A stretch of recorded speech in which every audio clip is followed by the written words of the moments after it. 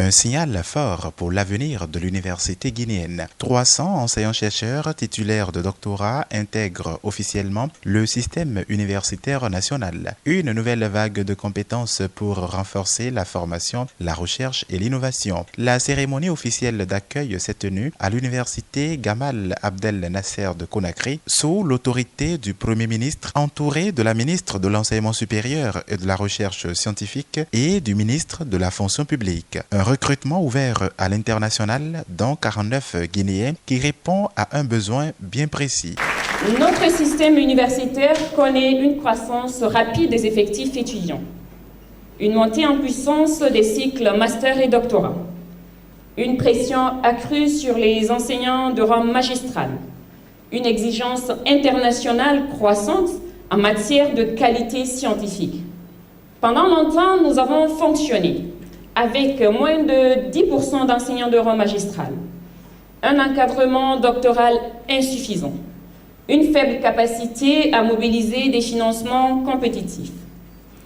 Après le recrutement de 155 enseignants-chercheurs en octobre 2024, sous le leadership de mon prédécesseur, le ministre Alpha Bakar Barry, pour qui je demanderai vraiment une ovation pour cette initiative. Face aux réactions suscitées dans certains pays après l'admission de fonctionnaires étrangers à ce concours, le Premier ministre a tenu à clarifier la position du gouvernement guinéen. Je sais que certains croient que nous voulons vider les cerveaux des autres pays, mais au contraire, nous sommes en réalité un même peuple.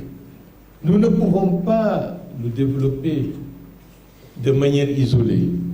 Les disparités ne peuvent pas permettre une évolution globale si ces disparités persistent. Nous avons eu du retard et c'est tout à fait une réalité objective et nous le reconnaissons.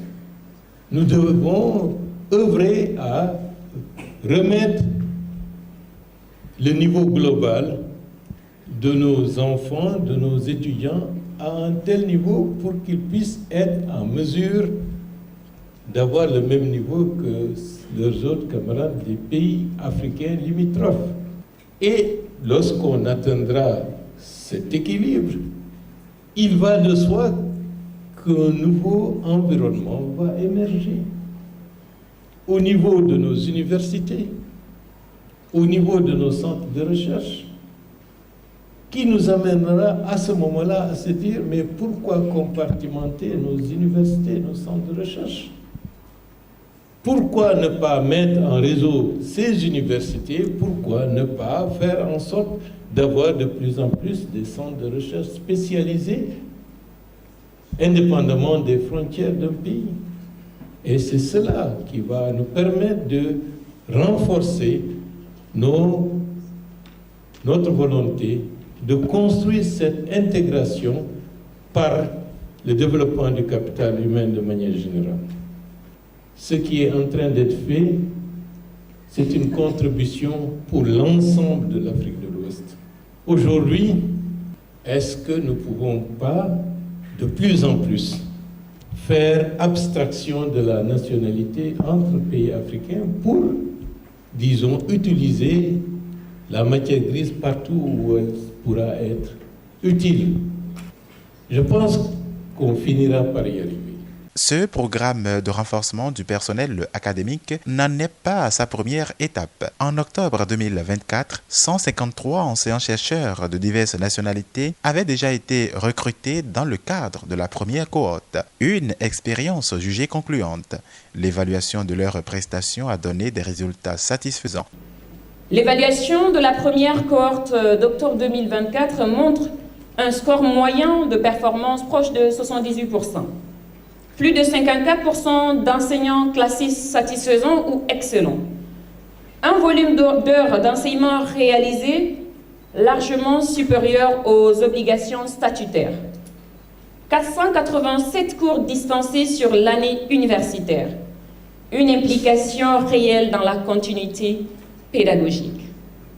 Concrètement, cela signifie moins de vacances de cours, moins de retard académique, une meilleure stabilité des programmes d'enseignement, un encadrement plus structuré des masters, ce sont là des résultats encourageants. Au-delà du recrutement, le défi reste la transformation durable de l'enseignement supérieur. La ministre de l'Enseignement supérieur de la Recherche scientifique a détaillé la vision stratégique du gouvernement: améliorer la qualité des enseignements, renforcer la production scientifique et stimuler l'innovation. Pour y parvenir, un cahier de charges clair définit désormais les missions assignées aux nouvelles recrues. Chers enseignants-chercheurs, votre mission dépasse l'enseignement.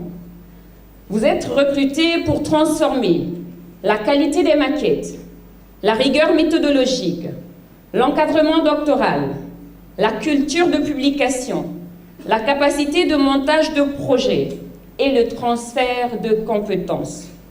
Je le dis solennellement, nous attendons un impact mesurable dans nos institutions d'enseignement et nos institutions de recherche.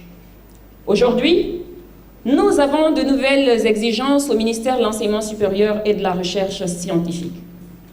Désormais, chaque enseignant-chercheur aura un cahier de charges qui a été présenté tout à l'heure. Chaque activité devra être traçable. Chaque encadrement devra être documenté. Chaque copublication devra refléter une contribution réelle. Chaque projet soumis devra être justifié. La performance ne sera plus déclarative, elle sera évaluée. 3 axes prioritaires structurent cette nouvelle dynamique. Axe numéro 1, renforcer l'encadrement des masters et des doctorats. Priorité numéro 2, booster la production scientifique. Les recherches devront désormais s'aligner sur les priorités nationales, notamment dans les domaines de l'agriculture, des industries extractives et de transformation de l'énergie et du développement socio-économique durable. Axe numéro 3, développer une véritable culture de projet. Avec ces 300 nouveaux enseignants-chercheurs, la Guinée franchit une nouvelle étape dans la réforme de son enseignement supérieur. Un investissement dans l'intelligence et le savoir avec une ambition claire, faire de l'université un véritable moteur de développement national.